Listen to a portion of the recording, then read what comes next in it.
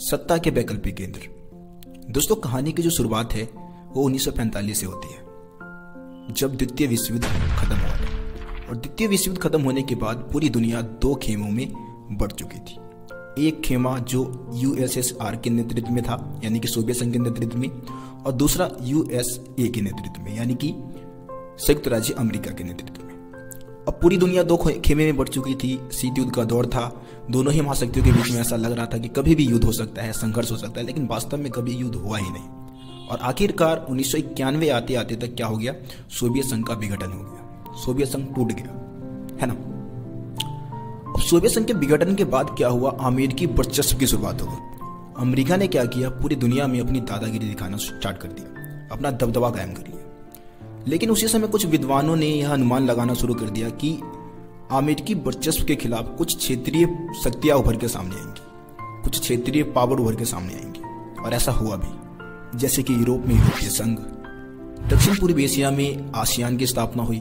इसी समय जो चीन है, चीन की अर्थव्यवस्था का उत्थान हुआ, कोरिया की अर्थव्यवस्था का उत्थान हुआ, भारत भी इसी समय बहुत तेज गति से विकास किया। तो कहीं ना कहीं ये क्या थे, सत्ता के वैकल्पिक केंद्र थे, जो कहीं ना कहीं अमेरिकी वर्चस्व को खत्म कर सकते थे, अमेरिकी वर्चस्व को कई हद तक सीमित कर सकते थे।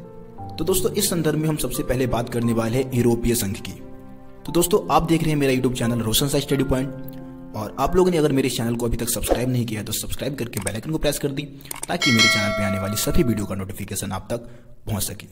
क्योंकि इस चैनल पे आप लोगों को सभी चैप्टर एनिमेशन के माध्यम से सरल और स्पष्ट भाषा में एनसीईआरटी के अकॉर्डिंग आपको समझाया जाएगा। तो चैनल को जल्दी से सब्सक्राइब कर ले आप। यूरोपीय संघ। दोस्तों, यूरोपीय संघ की जो स्थापना है 1992 में maastricht संधि के माध्यम से की गई थी, नीदरलैंड में। ठीक है, नीदरलैंड में इसकी नींव डाली गई थी, और कुल मिला के 6 देशों ने इसकी स्थापना में योगदान दिया था। सबसे पहले आप Germany, France, Italy, Netherlands, Belgium और लग्जमबर्ग की आप बात इसमें कर सकते हैं। इसके अलावा इस समय अगर हम बात करें तो इस समय लगभग 27 से भी अधिक देश इस संघ में शामिल है। तो अब हम बात करेंगे कि यूरोपीय संघ की स्थापना कैसे हुई, ऐसी कौन सी प्रक्रिया थी जिसके माध्यम से यूरोपीय संघ की स्थापना हुई, जिसने यूरोपीय संघ की स्थापना में एक महत्वपूर्ण भूमिका निभाई थी। सो गाइस, जब सेकेंड वर्ल्ड वॉर खत्म हुआ, द्वितीय विश्व युद्ध जब खत्म हुआ, तो उसके बाद यूरोप के बहुत सारे विद्वानों को यह चिंता सता रही थी कि क्या यूरोप के देश फिर से अपनी उसी दुश्मनी को कायम रखेंगे, या फिर अपने मेल मिलाप के साथ यूरोप की अर्थव्यवस्था के विकास में विशेष भूमिका निभाएंगे। क्योंकि द्वितीय विश्व युद्ध में क्या हुआ था, सबसे ज्यादा नुकसान अगर किसी भी अर्थव्यवस्था को हुई थी तो यूरोप की अर्थव्यवस्था को हुई थी। यूरोप का जो अर्थव्यवस्था था वो पूरी तरीके से तहस नहस हो गया था।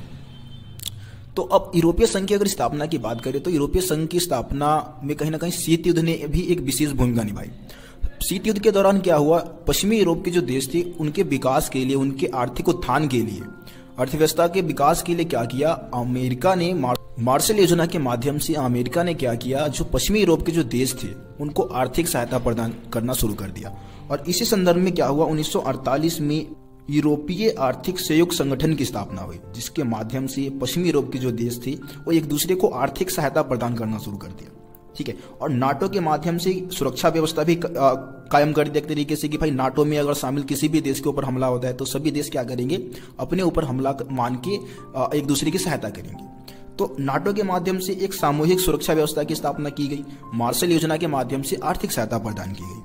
अब 1949 में क्या हुआ, 1949 में यूरोपीय परिषद का गठन किया गया। अब यूरोपीय परिषद के गठन से क्या हुआ कि यूरोप के देशों ने आपस में एक दूसरे को राजनीतिक सहयोग भी करना शुरू कर दिया। तो ये एक तरीके से यूरोपीय संघ की स्थापना का एक अगला कदम के रूप में देखा गया। फिर इसके कुछ साल बाद यानी कि 1957 में यूरोपीय इकोनॉमिक कम्युनिटी की स्थापना की गई। अब इससे क्या हुआ कि भाई इससे भी आर्थिक सहयोग को ज्यादा बढ़ावा मिला। फिर यूरोपीय पार्लियामेंट की भी स्थापना की गई, और धीरे धीरे इसी तरीके से 1992 आते आते तक यूरोपीय संघ की स्थापना कर दी गई। तो ये यूरोपीय संघ की एक तरीके से स्थापना की पूरी कहानी थी, जो मैंने आपको बता दिया है कैसे कैसे यूरोपीय संघ की स्थापना हुई। इसके अलावा दोस्तों, यूरोपीय संघ ने क्या किया, अपना साझा झंडा बनाया, ठीक है, राष्ट्रीय गान बनाया, स्थापना दिवस और अपनी मुद्रा प्रचलित कर दी। यूरोपीय संघ की जो मुद्रा है जिसको हम यूरो कहते हैं। इसके अलावा यूरोपीय देशों ने साझी विदेश नीति और साझी सुरक्षा नीति को अपनाया। मतलब कि यूरोप के देशों ने क्या किया, एक तरीके से आपस में मिलकर खुद की विदेश नीति तैयार करते हैं और खुद की अपनी सुरक्षा नीति भी तैयार करते हैं, जो कहीं ना कहीं इस संघ को बहुत ही ज्यादा पावरफुल संघ बनाता है, संगठन बनाता है। दोस्तों सबसे पहले हम बात करते हैं यूरोपीय संघ का आर्थिक प्रभाव क्या है, आर्थिक रूप से यूरोपीय संघ कैसे शक्तिशाली है। तो देखिए दोस्तों, यहाँ पे मैं 2005 का डाटा आपको पहले दूंगा, उसके बाद 2016 का डाटा दूंगा। तो 2005 में यूरोपीय संघ की जो अर्थव्यवस्था थी वो 12,000 अरब डॉलर की थी। कितने डॉलर की थी? 12,000 अरब डॉलर। और ये विश्व में प्रथम स्थान पर थी उस समय, ठीक है, जो कि कहीं ना कहीं अमेरिका से भी ज़्यादा थी इसकी अर्थव्यवस्था, अमेरिका से भी ज़्यादा मजबूत अर्थव्यवस्था थी यूरोपीय संघ की। 2016 के डाटा की अगर बात करें तो 2016 के अनुसार यूरोपीय संघ की अर्थव्यवस्था लगभग 17,000 अरब डॉलर रही, जो अमेरिका के बाद दुनिया की दूसरी सबसे बड़ी अर्थव्यवस्था थी। तो इससे आप अनुमान लगा सकते हैं कि यूरोपीय संघ की अर्थव्यवस्था कितनी ज़्यादा शक्तिशाली है। इसके अलावा यूरोपीय संघ की जो मुद्रा है यूरो, अब यूरो क्या है? यूरो को ऐसा माना जाता है कि ये अमेरिकी डॉलर के लिए भी खतरा उत्पन्न कर सकता है, ठीक है, अमेरिकी डॉलर से भी आगे निकल सकता है यूरो, जो कि यूरोपीय संघ की मुद्रा का नाम है यूरो, ठीक है। इसके अलावा आप बता सकते हैं कि विश्व व्यापार में क्या है, यूरोपीय संघ की हिस्सेदारी जो है वो यूएसए से भी 3 गुना ज़्यादा है, ठीक है, अमेरिका से भी 3 गुना ज़्यादा विश्व व्यापार में यूरोपीय संघ की हिस्सेदारी है, जिस कारण अमेरिका के साथ या फिर चाइना के साथ ये पूरे धौंस के साथ, पूरे मतलब दादागिरी के साथ बात करता है। सो गाइस, ये पॉइंट आपको बताना है यूरोपीय संघ के आर्थिक प्रभाव में, ठीक है। उसके बाद हम बात करते हैं यूरोपीय संघ का राजनीतिक प्रभाव क्या है। सो दोस्तों, राजनीतिक प्रभाव में आप बताएंगे पहला पॉइंट कि जो फ्रांस है, ब्रिटेन भी पहले था, वैसे आपको पता है कि ब्रिटेन जो है 2016 में यूरोपीय संघ से अलग हो चुका है, आगे इसके ऊपर हम बात करेंगे। तो फ्रांस सुरक्षा परिषद में क्या है, यूएनओ का जो सुरक्षा परिषद है उसका स्थायी सदस्य है, ठीक है, और कई अन्य देश जो है वो सुरक्षा परिषद का अस्थायी सदस्य के रूप में भी शामिल है, जिस कारण क्या है, अमेरिका समेत जितने भी देश के फैसले हैं, जो भी नीतियां है, उसको प्रभावित कर सकता है यूरोपीय संघ अपनी पूरे पावर का इस्तेमाल करके। सुरक्षा परिषद में स्थायी और अस्थायी सदस्यों का इस्तेमाल करके किसी भी नीति को प्रभावित करने की क्षमता, किसी भी राजनीतिक नीति को प्रभावित करने की क्षमता यूरोपीय संघ रखता है।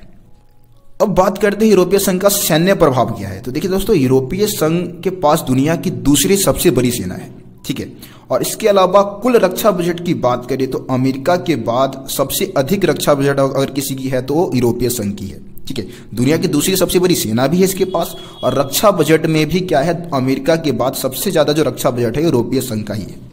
इसके अलावा कई यूरोपीय संघ के कई ऐसे देश है जिनके पास परमाणु हथियार के बहुत ज़्यादा जखीरे मौजूद है, बहुत ज़्यादा मात्रा में परमाणु हथियार मौजूद है। उदाहरण के लिए आप फ्रांस की बात कर सकते हैं, ब्रिटेन, तो वैसे आपको पता है ब्रिटेन यूरोपीय संघ से अलग हो चुका है, ठीक। इसके अलावा आप अगर अंतरिक्ष विज्ञान की बात करो, आप संचार प्रौद्योगिकी की बात करो, तो इसमें भी क्या है, यूरोपीय संघ का दूसरा स्थान है। तो इससे भी यह समझ में आता है कि यूरोपीय संघ बहुत ही ज़्यादा पावरफुल संगठन है और कहीं ना कहीं ये अमेरिकी वर्चस्व को भी खत्म करने की क्षमता रखता है, ठीक है। वैसे अमेरिका जो है नाटो के माध्यम से यूरोपीय संघ की स्थापना में आपको पता है काफी ज्यादा भूमिका निभाया था, ठीक है, उससे भी कहीं ना कहीं यूरोपीय संघ की स्थापना में सहायता मिली थी, ये बात आपको पता है। तो ये आपका हो गया यूरोपीय संघ का एक तरीके से आर्थिक, राजनीतिक और सैन्य प्रभाव। मैं उम्मीद करता हूं आपको सभी पॉइंट्स आसानी से समझ में आ गया होगा। दोस्तों, हम बात करते हैं यूरोपीय संघ की कमजोरियां क्या है, मतलब यूरोपीय संघ को कमजोर बनाने वाले कारण कौन कौन से हैं। तो देखो दोस्तों, बहुत सारे ऐसे कारण हैं जिससे कि हम ये समझ सकते हैं कि भाई यूरोपीय संघ एक कमजोर संगठन है। जैसे कि आप पहला पॉइंट बता सकते हैं कि कई बार क्या होता है, यूरोपीय संघ के देशों में सुरक्षा नीति को लेकर और विदेश नीति को लेकर टकराव उत्पन्न होता रहता है। उदाहरण के लिए आप बता सकते हैं कि जब इराक पर अमेरिका ने हमला किया था तो उस समय क्या था कि जो ब्रिटेन है उसके पक्ष में था, उसके सपोर्ट में था, लेकिन जर्मन और फ्रांस जो था वो उसका विरोध कर रहा था। तो यहाँ पे क्या हो गया, इन देशों के बीच में टकराव उत्पन्न हो गया। इसके अलावा आप बता सकते हैं कि जो डेनमार्क है और स्वीडन, ये दो ऐसे देश है जो कि मास्ट्रिक्ट संधि को मानने से इनकार करते हैं। आपको पता है कि मास्ट्रिक्ट संधि के माध्यम से ही 1992 में यूरोपीय संघ की स्थापना हुई है। अब ये दोनों देश भाई यूरोपीय संघ की स्थापना की जो संधि है उसी को मानने से इनकार कर देते हैं। तो ये भी भाई कहीं ना कहीं कमजोर बनाता है इस संगठन को, है ना। इसके अलावा यूरोपीय संघ के कुछ देशों ने क्या किया, यूरोपीय संघ की जो मुद्रा है यूरो, उसको मानने से मना कर दिया। वो कहते हैं कि भाई हम यूरो को अपनी साझी मुद्रा नहीं मानेंगे, नाराजगी दर्ज की है एक तरीके से। इसके अलावा 2003 में यूरोपीय संघ का संविधान बनने जा रहा था, साझा संविधान बनाया जा रहा था, लेकिन ये असफल रहा। भाई देशों ने सपोर्ट नहीं किया, कहीं ना कहीं बहुत सारे देशों ने इसके खिलाफ भी नाराजगी जाहिर की, और इस कारण भी जो साझा संविधान बनाने की जो कोशिश थी वो असफल हो गई 2003 में, ठीक है। अब एक और सबसे मेन चीज जो भाई यूरोप में जो सबसे ज्यादा पावरफुल जो देश था ब्रिटेन, अब ब्रिटेन क्या हुआ, यूरोपीय संघ से अलग ही हो गया। कब अलग हो गया, 2016 में। और अलग कैसे हुआ, तो जनमत संग्रहण के माध्यम से। जनमत संग्रह हुआ था, मतलब कि लोगों की इच्छा पूछी गई थी, ठीक है। और लोगों की इच्छा पूछने के बाद ब्रिटेन जो था, ब्रिटेन के बहुत सारे लोग चाहते थे कि भाई ब्रिटेन यूरोपीय संघ से क्या हो जाए, अलग हो जाए, है ना। और इस कारण ब्रिटेन जनमत संग्रह के माध्यम से 2016 में यूरोपीय संघ से अलग हो चुका है। तो ये सभी ऐसे कारण हैं, जो कि ऐसे पॉइंट्स आपको मैंने बताए, जो कि यूरोपीय संघ को एक बहुत ही कमजोर संगठन बनाता है। वैसे पावरफुल तो है ही भाई, हमने समझ लिया, अभी पीछे हमने समझा कि भाई यूरोपीय संघ को पावरफुल बनाने वाले कारण कौन कौन से। लेकिन कहीं ना कहीं मैंने बोला ना कि यार जहां पे ताकत होगा वहां पे कुछ ना कुछ कमजोरी जरूर होगी, है ना। ताकत के साथ कमजोरी भी काम करता है, और कमजोरियां यही है यूरोपीय संघ की कि बहुत सारे देश इससे अलग हो रहे हैं, जैसे कि ब्रिटेन का आप उदाहरण दे सकते हैं, ठीक है। लेकिन इन सभी कारणों के बावजूद भी यूरोपीय संघ क्या है, आज एक बहुत ही ज्यादा पावरफुल संगठन है, और अपने मतलब यूरोपीय संघ में जितने भी शामिल देश हैं उनके विकास के लिए काफी अच्छा काम यूरोपीय संघ कर रही है। तो चैप्टर में हम बहुत सारे क्षेत्रीय संगठन की बात करने वाले हैं, जिसमें से यूरोपीय संघ की बात हम कर चुके हैं। दूसरा जो क्षेत्रीय संगठन रहेगा वो है आसियान। अब दोस्तों ये आसियान है क्या, आसियान से हम समझते क्या है। देखिए आसियान एक क्षेत्रीय संगठन है, ठीक है, एक क्षेत्रीय संगठन का नाम है। और आसियान का जो फुल फॉर्म है वो है दक्षिणी पूर्वी एशिया राष्ट्रों का संगठन, यानी कि जो दक्षिणी पूर्वी एशियाई राष्ट्रों का संगठन है उसको हम क्या बोलते हैं, आसियान बोलते हैं, ठीक है।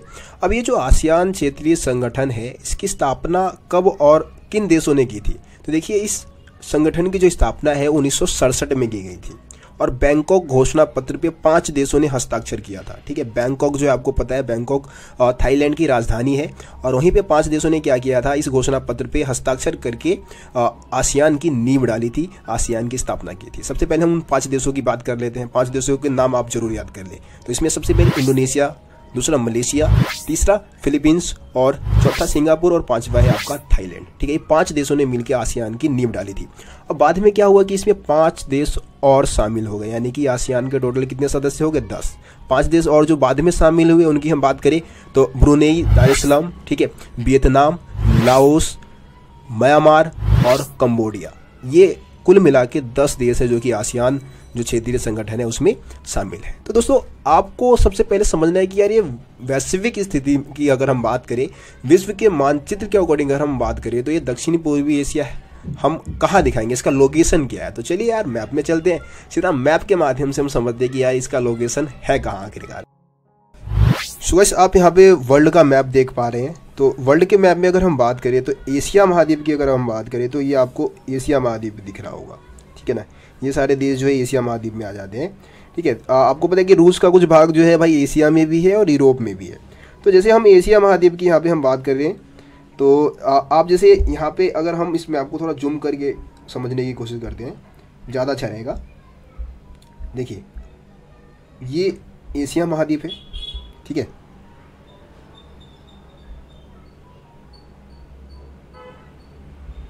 और यहाँ पे अगर हम एशिया महाद्वीप की अगर हम 4 दिशाओं की बात करें, 4 दिशाओं को अगर हम समझें, तो भाई आपको पता है कि ये मान लो कि भाई ये उत्तरी एशिया हो गया, इधर नीचे दक्षिणी एशिया, ये आपका पूर्वी एशिया, और इधर आपका पश्चिमी एशिया, है ना। इसी तरीके से आप मैप में दिशा को समझते हैं।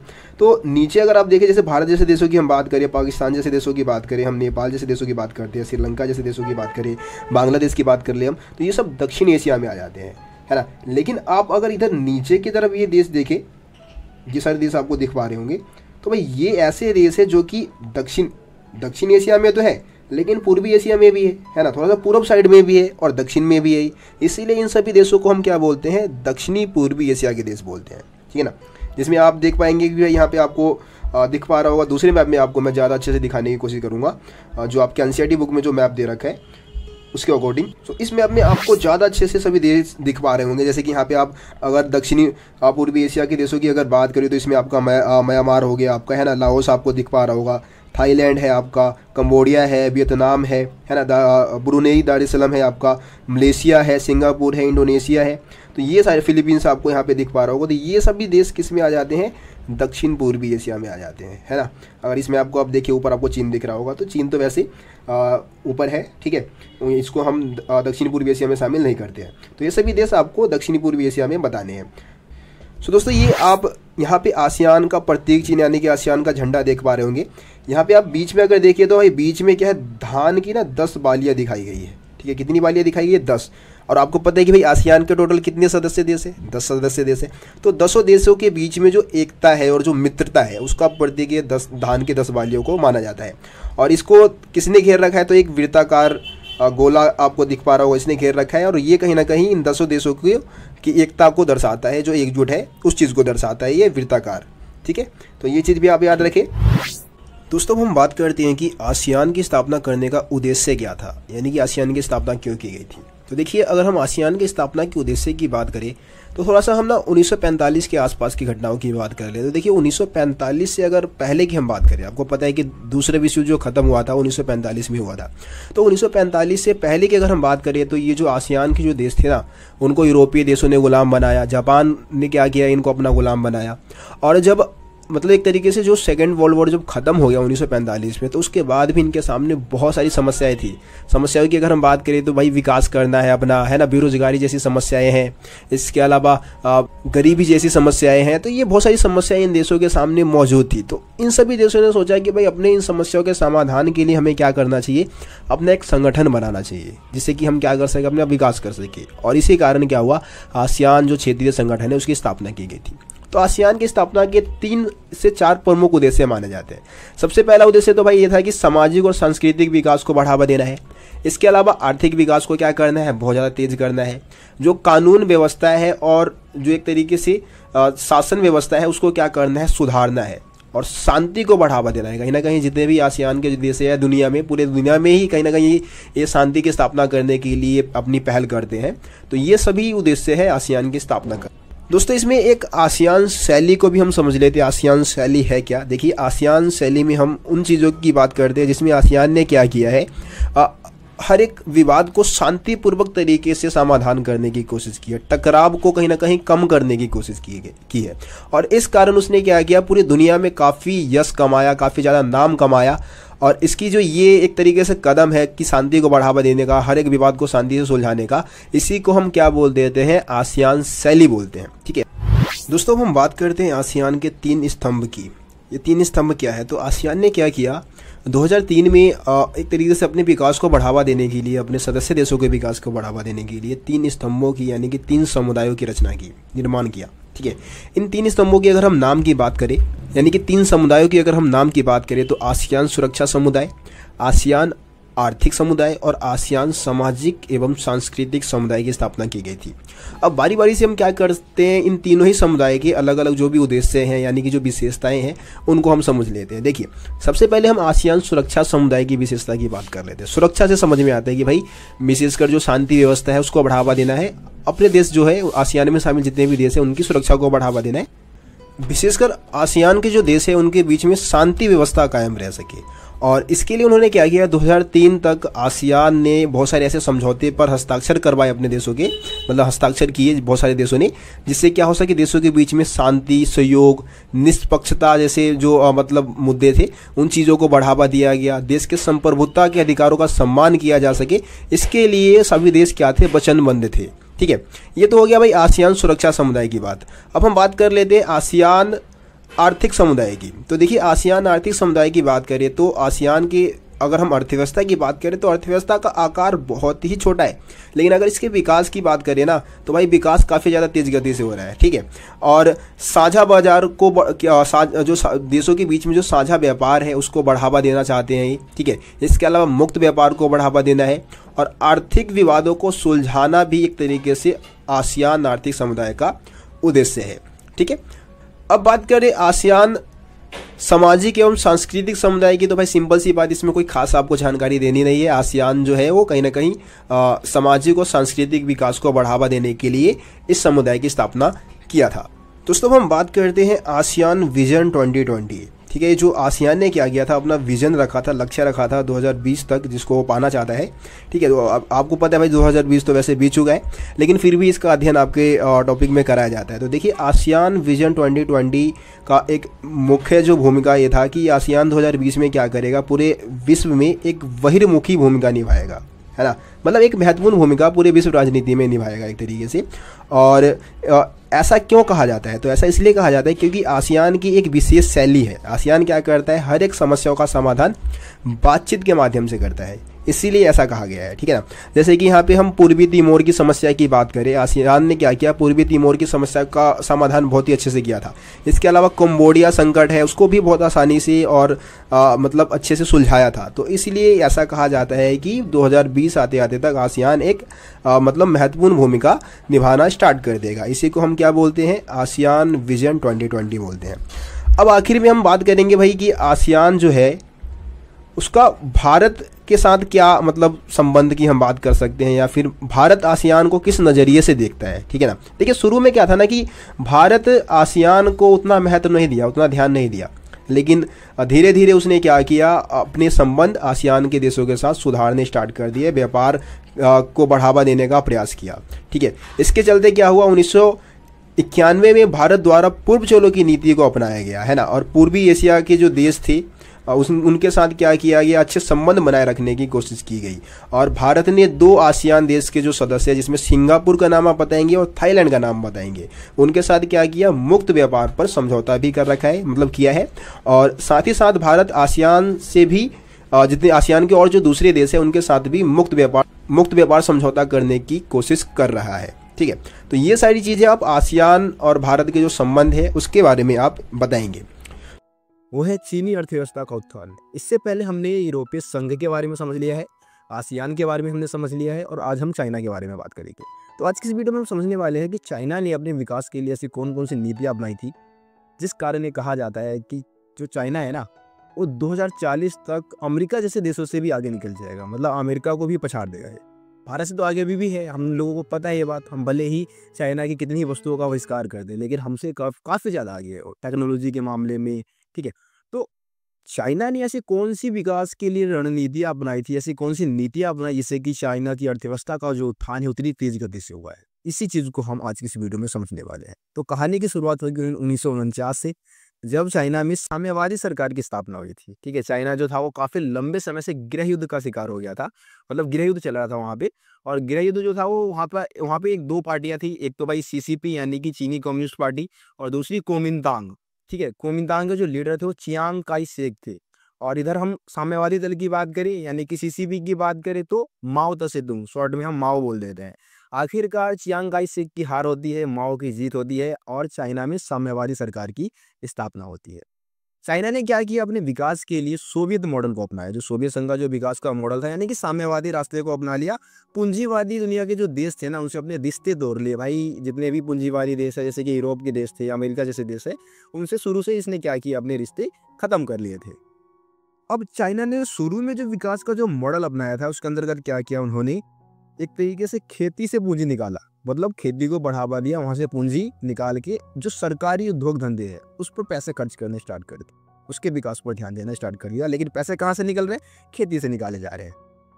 अब क्या था कि भाई विदेशी मुद्रा की बहुत कमी थी चाइना के पास, इस कारण वो दूसरे देशों से मशीनें आयात नहीं कर सकता था। तो क्या किया, धीरे धीरे जो भी आयातित सामान है ना, जो दूसरे देशों से मंगाना पड़ता था उनको, उसको अपने देश में ही बनाना शुरू कर दिया। घर के बहुत सारे लोगों के घर के पिछवाड़े में छोटे छोटे उद्योग लगवाने, घरेलू उद्योग लगवाने स्टार्ट कर दिया।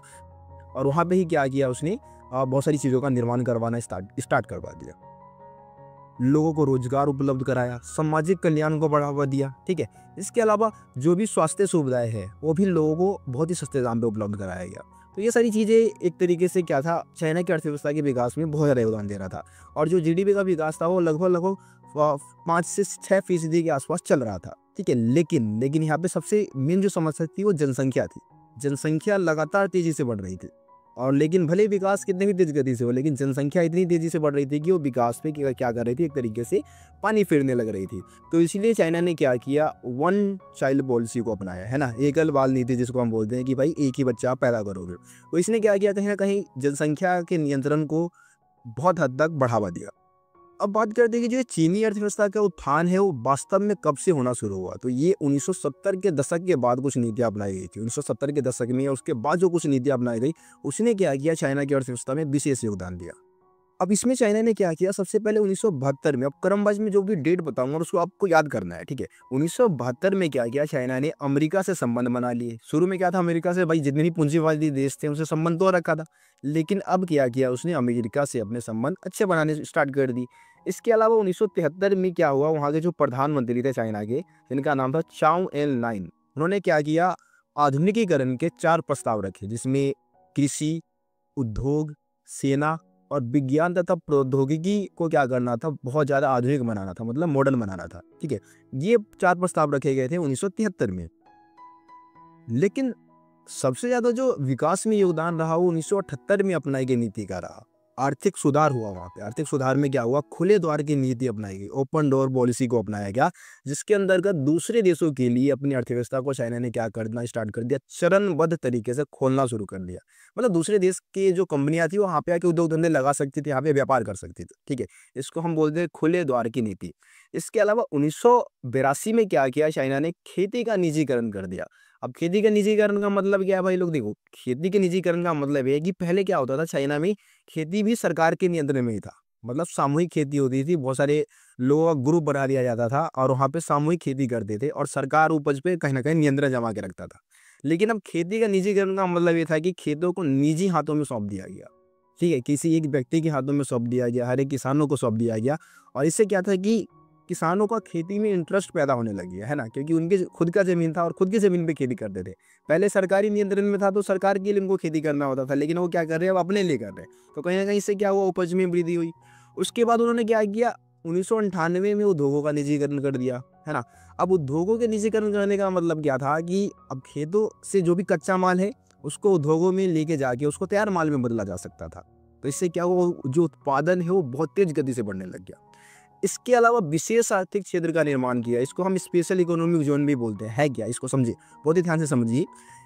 स्पेशल इकोनॉमिक जोन के अंतर्गत क्या होता है कि किसी पिछड़े हुए इलाके को सिलेक्ट कर लिया जाता है ना। जैसे कि हम भारत के एग्जांपल की बात करें, नोएडा हम सबसे बड़ा एग्जांपल ले सकते हैं। तो नोएडा की अगर हम बात करें, 15-20 साल पहले वहाँ पे कुछ नहीं था, बिल्कुल खाली खेत हुआ करते थे।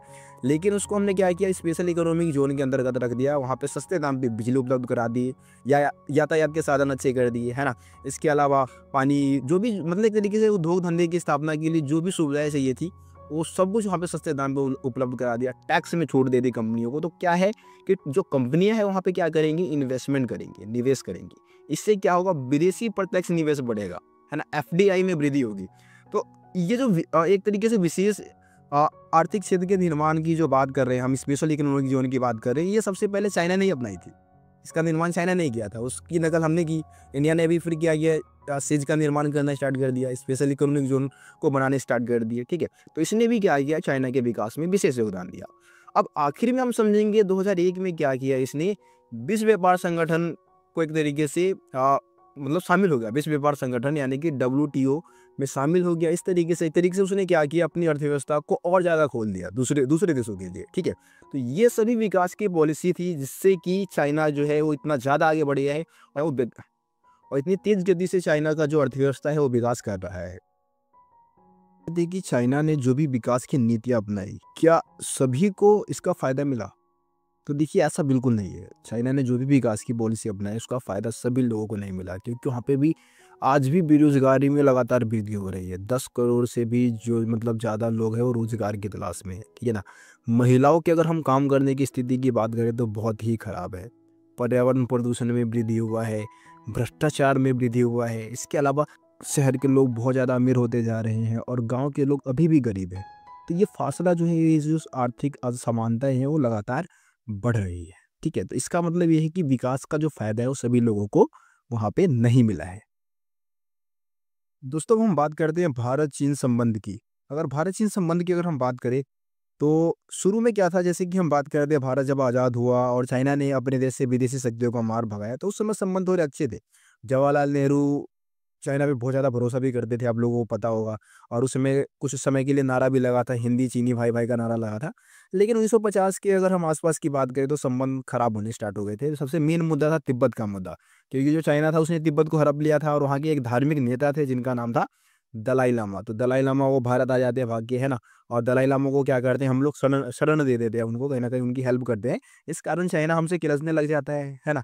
और दूसरा कारण ये था कि भाई, और जो चाइना है वो लगातार भारत चीन जो बॉर्डर है ना, सीमा है, वहाँ पे अपनी बस्तियाँ बना रहा था, अपनी बस्तियों को बढ़ावा दे रहा था, बस्तियाँ स्थापित कर रहा था। तो इस कारण क्या होता है कि यार दोनों में मनमुटाव होना स्टार्ट हो जाता है। लेकिन फिर भी आप देखेंगे कि अब मेन कारण जो 1962 का युद्ध हुआ चाइना और भारत का, उसका मेन रीजन यही 2 रीजन थे। तो तिब्बत का मुद्दा था और बहुत सारी बस्तियां बना रहा था भारत, चीन जो बॉर्डर है वहाँ पे चाइना अपनी बस्तियों की स्थापना कर रहा था, ठीक है। तो इस कारण 1962 में भारत और चाइना का युद्ध हुआ, युद्ध में भारत की हार हुई और उसके बाद से जो संबंध थे वो काफ़ी ज़्यादा खराब रहे। लेकिन फिर भी आप लोगों को भारत और चाइना के संबंध में कुछ मेन जो पॉइंट्स आपको बताने होते हैं, उसमें आप पंचशील समझौते के बारे में आप बता सकते हैं कि जो पंचशील समझौता वो 1954 में हुआ था। और जवाहरलाल नेहरू भारत के प्रधानमंत्री और जो चाइना के प्रधानमंत्री थे उस समय वो चाउ एन लाइन थे, इनके बीच में ये पंचशील समझौता हुआ था। और इसके 5 मुख्य बिंदु थे, 5 सिद्धांत थे, इसीलिए इसको हम पंचशील समझौते के नाम से जानते हैं। इसमें हम 5 सिद्धांतों की अगर हम बात करें तो दूसरे देशों के आंतरिक मामलों में हस्तक्षेप न करने की बात कही गई थी। इसके अलावा एक दूसरे देश के ऊपर क्या था, आक्रमण न करने की बात कही गई थी। शांतिपूर्वक सहअस्तित्व की नीति का पालन करना था, ठीक है। इसके अलावा परस्पर सहयोग एवं लाभ को बढ़ावा देना था, एक दूसरे को क्या करना है, सहयोग देना है, एक दूसरे को लाभ को बढ़ावा देना है, कहीं ना कहीं ये सारी चीज़ें थी इसमें। दोनों ही देश क्या करेंगे, एक तरीके से जो दूसरे देश है उनकी क्षेत्रीय अखंडता और संप्रभुता का सम्मान करेंगे। ये 5 सिद्धांत कहीं ना कहीं किसमें थे, पंचशील समझौते में थे। इसके अलावा देखिए जब 1962 का युद्ध हुआ ना था, उसके कुछ समय के लिए जो भारत और चाइना के जो संबंध थे वो बहुत ही खराब थे। लेकिन 1980 के आसपास की हम बात करें, 1981 में क्या हुआ, सीमा विवाद को कहीं ना कहीं दूर करने के लिए, सीमा विवाद को ख़त्म करने के लिए वार्ताओं का दौर शुरू हो गया, बातचीत स्टार्ट होने लग गई। और 1988 में क्या हुआ, राजीव गांधी ने फिर चाइना की यात्रा भी की थी, चाइना गए थे वो। और हम बात करें 1999 से भारत और चाइना के बीच में जो व्यापार है ना, वो लगभग 30% के दर से बढ़ रहा है। और आपको पता है कि भाई भारत में अभी काफ़ी कुछ समय से ही हम क्या कर रहे हैं, चीनी सामान का बहिष्कार कर रहे हैं, ऐसी हम योजनाएं चला रहे हैं, अभियान चला रहे हैं। लेकिन फिर भी हमारी जो निर्भरता है वो चाइना के ऊपर काफ़ी ज़्यादा है ना। हम बहुत सारी चीज़ें, हम जो मतलब सामान इस्तेमाल करते हैं, आप अपने घर में खुद ही देख ले, तो उसमें बहुत सारी चीज़ें जो होंगी वो चाइना में ही बनी हुई होती है। तो चाइना का महत्व हर एक इंसान के दैनिक जीवन में है, ऐसी कोई बात नहीं है। हम जितना मर्जी चाइनीज़ वस्तुओं का बहिष्कार कर दें, लेकिन फिर भी हम कहीं ना कहीं कुछ ना कुछ अपने घर में ऐसा सामान जरूर देखते हैं जो चाइना में ही बनी होती है, ठीक है। तो चाइना भाई अगर हम बात करें, आज काफ़ी ज़्यादा तेज गति से विकास कर रहा है और सभी दुनिया के सभी देश उसका लोहा मानते हैं, हमें भी मानना होगा, है ना। लेकिन हम भी क्या करें यार, हम भी किसी से पीछे तो है नहीं। भारत ने भी अपने विकास के लिए बहुत सारी नीतियाँ अपनाई है और ऐसा कहा जाता है कि भारत भी 2040 तक चाइना के बाद दुनिया की दूसरी सबसे बड़ी आर्थिक शक्ति होगी। तो भारत भी किसी से कम नहीं है। सो प्यारे बच्चों, ये चैप्टर जो हमारा है यहीं पे ख़त्म होता है। उम्मीद करता हूँ आप लोगों को इस चैप्टर में जितने भी टॉपिक मैंने आपको समझाए हैं, सभी टॉपिक बहुत ही आसानी से समझ में आ गया होगा। किसी भी टॉपिक में डाउट हो आप मेरे को कमेंट में बता सकते हैं। बाकी भाई इस वीडियो को ज़्यादा से ज़्यादा अपना प्यार दीजिए और आपको पता है कि वीडियो को प्यार कैसे देना है। तो भाई दबा के करो लाइक, शेयर, कमेंट और चैनल को अभी तक सब्सक्राइब नहीं किया तो सब्सक्राइब करके बेल आइकन को प्रेस कर लेना, ताकि हमारे चैनल पे आने वाली सभी वीडियो का नोटिफिकेशन सबसे पहले आप तक पहुंचे। तो मिलते फिर आप सभी से अगली वीडियो में, तब तक के लिए जय हिंद, जय भारत। आप सभी अपना ध्यान रखें।